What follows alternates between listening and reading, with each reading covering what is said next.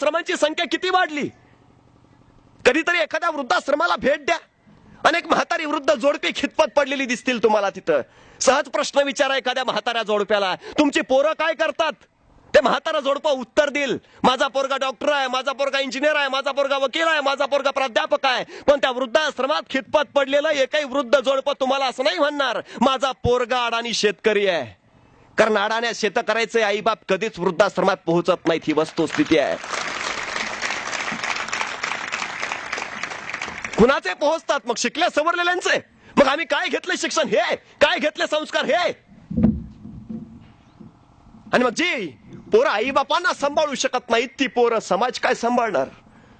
जी पोरं आई बापासाठी जगू शकत नाही ती पोरं समाजासाठी काय जगणार. परवा विद्यापीठांच्या कुलगुरूंच्या मुलाखती झाल्या. राष्ट्रपती एपीजे अब्दुल कलाम आणि शास्त्रज्ञ रघुनाथ माशेलकर त्या निवड समितीत होते. एक एक उमेदवार येत होता, कुलगुरू व्हायचं होतं त्यांना. आणि एपीजे अब्दुल कलाम प्रत्येक उमेदवाराला एकच प्रश्न विचारित होते, तुमचे आई वडील काय करतात. कुलगुरू व्हायला आलेल्या प्रत्येक उमेदवाराला एकच प्रश्न, तुमचे आई वडील काय करतात. माशेलकरांना काही कळेना. नियुक्ती करायचंय कुलगुरू पदासाठी आणि प्रश्न काय विचारताय तर तुमचे आई वडील काय करतात. शेवटी माशेलकरांनी विचारलं एपीजे अब्दुल कलामांना, अहो कुलगुरू पदाची निवड आहे, प्रशासनातलं काही विचारा, शैक्षणिक क्षेत्रातलं काही विचारा.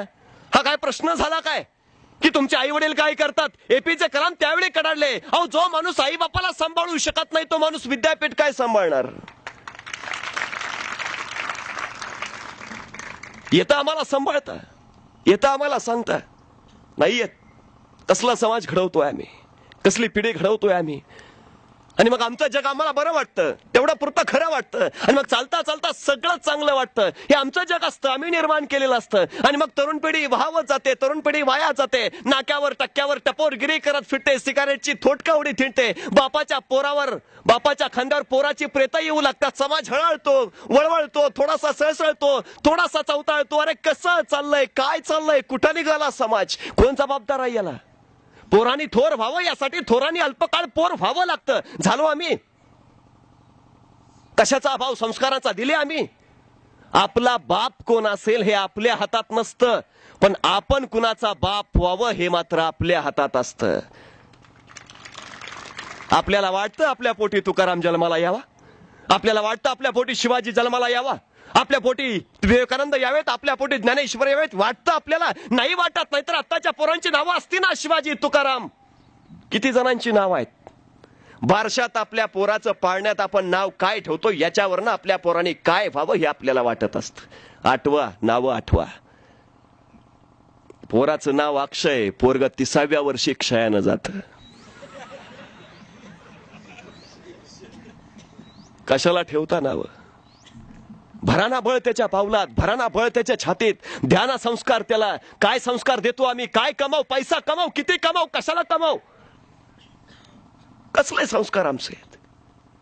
मग समाज समाज समाज एका वेगळ्या उंचीवर, वेगळ्या पातळीवर, वेगळ्या वळणावर काहीतरी केलं पाहिजे, ढवळलं पाहिजे. सगळ्यांना वाटतं काळजातली उर्मी खळबळती, अरे घडलं पाहिजे रे, बदलला पाहिजे समाज, सगळं चांगलं झालं पाहिजे. एखादा ज्ञानेश्वर उभा राहिला पाहिजे, हे विश्वाचे माझे घर म्हणणारा, विश्वाची काळजी वाहणारा. एखादा विवेकानंद पुन्हा आला पाहिजे, अमेरिकेमध्ये जाऊन बंधू भगिनींना साथ घालणारा. पुन्हा एकदा भारत पेटला पाहिजे धर्म संस्कृतीच्या विचाराने. एखादे कर्मवीर पुन्हा आले पाहिजेत, शेताच्या बांध्यावर गुजराण करणाऱ्या शेतकऱ्याच्या पोराला मेडिकलला पाठवण्यासाठी. एखादे फुले पुन्हा आले पाहिजेत, एखादे सावरकर पुन्हा आले पाहिजेत, आले पाहिजेत. आम्ही काय करतो, सगळं यांनी करावं.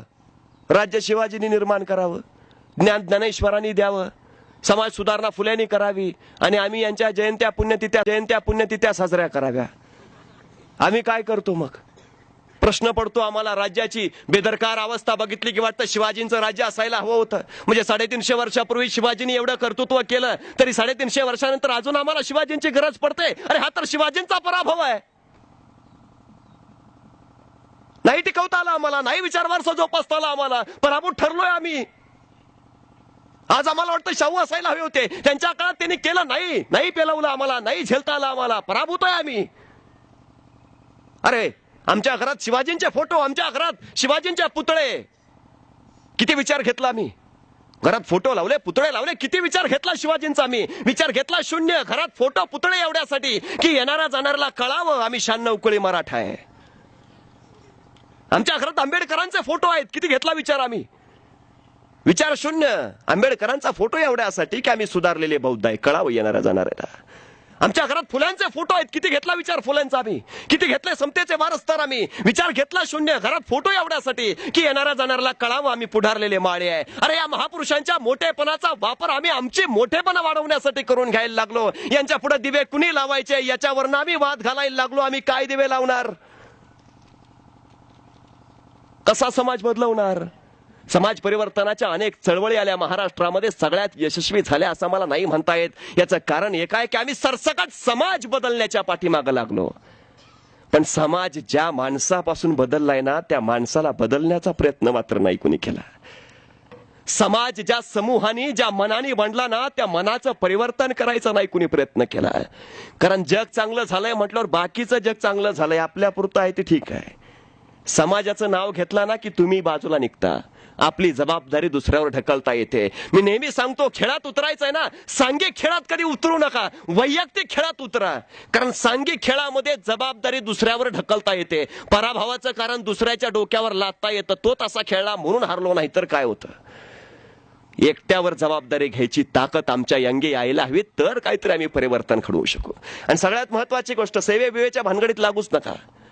सेवा टेम्पररी असते, तात्पुरती असते, ती कायमस्वरूपी कधीच नसते. करायचं असेल तर परिवर्तन करा, कारण परिवर्तन कायमस्वरूपी असतं.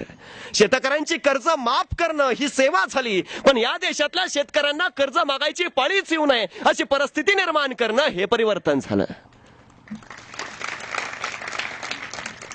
भिकाऱ्याला भीक देणं ही सेवा झाली, पण या देशातल्या नागरिकाला भीक मागायची पाळीच येऊ नये अशी परिस्थिती निर्माण करणं हे परिवर्तन झालं. 1 रुपया झुणका भाकर केंद्र सेवा झाली, पण या देशातल्या नागरिकाला 1 रुपयाचं अन्न खायची पाळीच येऊ नये अशी परिस्थिती निर्माण करणं हे परिवर्तन झालंय.